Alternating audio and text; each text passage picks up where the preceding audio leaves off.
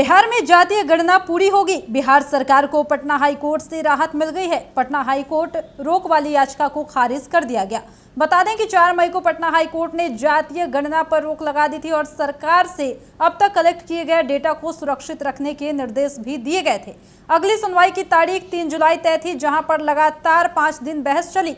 वहीं Patna high court ने 7 जुलाई को इस मामले में सुनवाई पूरी की है। अब बता दें कि इस मामले पर एक बड़ा अपडेट सामने आ गया है। बताते चल रहे हैं कि बिहार में जातीय गणना पूरी होगी। बिहार सरकार को पटना हाई कोर्ट से राहत मिल गई है और पटना हाई कोर्ट रोक वाली याचिका को खारिज कर दिया गया है। बिहार में जातीय गणना पूरी होगी या इस पर पूरी तरीके से रोक लग जाएगी, इस पर आज यानी कि मंगलवार को दोपहर 1 बजे तक पटना हाई कोर्ट का फैसला आने वाला है।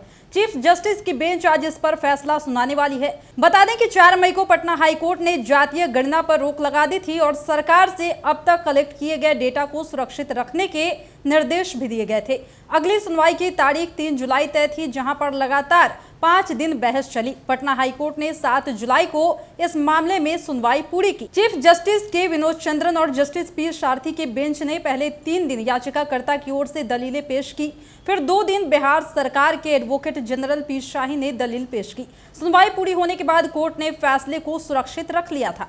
ये गणना 2 फेज में करवाई जा रही थी, जिसका दूसरा फेज 15 मई को पूरा होना था। सरकार का कहना है कि 80% काम हो चुका है। इसके लिए 500 करोड़ का बजट था। पहले फेज की बात करें तो 7 जनवरी से पहला फेज शुरू हुआ था। जी हां, बता रहे हैं कि बिहार सरकार 2 चरणों में जातिगत गणना करवाना चाहती थी, जिसके तहत जातिगत गणना का पहला चरण 7 जनवरी 2023 को शुरू हुआ था।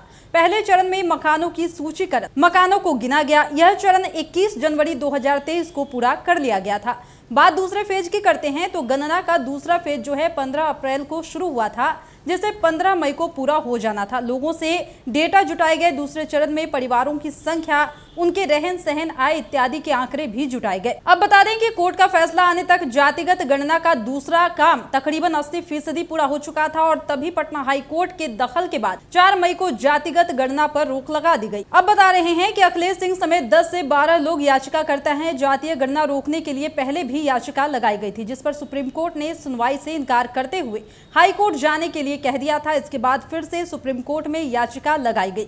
दलील दी गई कि अगर इस पर तुरंत रोक नहीं लगाई गई तो जातिगत जनगणना पूरी हो जाएगी, फिर इसका कोई मतलब नहीं रह जाता।